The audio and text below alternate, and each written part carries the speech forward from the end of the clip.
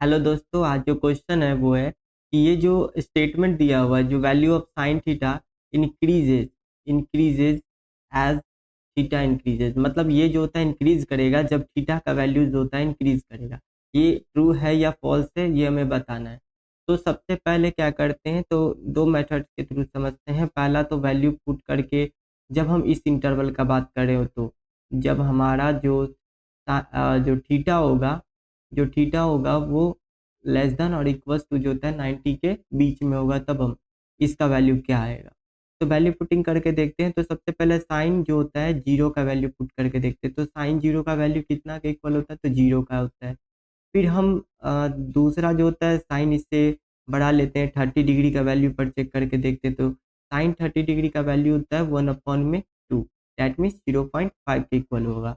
फिर हम साइन जो होता है वो 60 डिग्री 45 डिग्री को लेके देखते हैं। तो यहाँ पर जब हम देखेंगे तो 1/√2 होगा, यानी 1/1.414 करके जब हम इसको सॉल्व करेंगे तो ये जो हमारा आंसर आएगा 0.707 आएगा।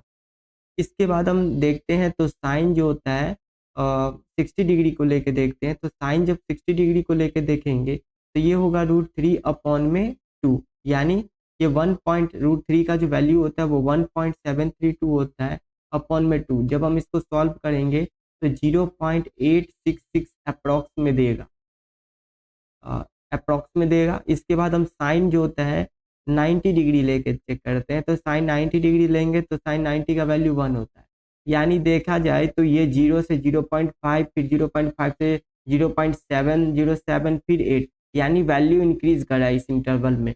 यानी ये जब हम इस इंटरवल की बात करें तो ये स्टेटमेंट जो होता है वो ट्रू है। भाई हम इसको ग्राफिकली भी देख सकते हैं। तो जो साइन का जो ग्राफ होता है साइन थीटा का, वो इस प्रकार से होता है।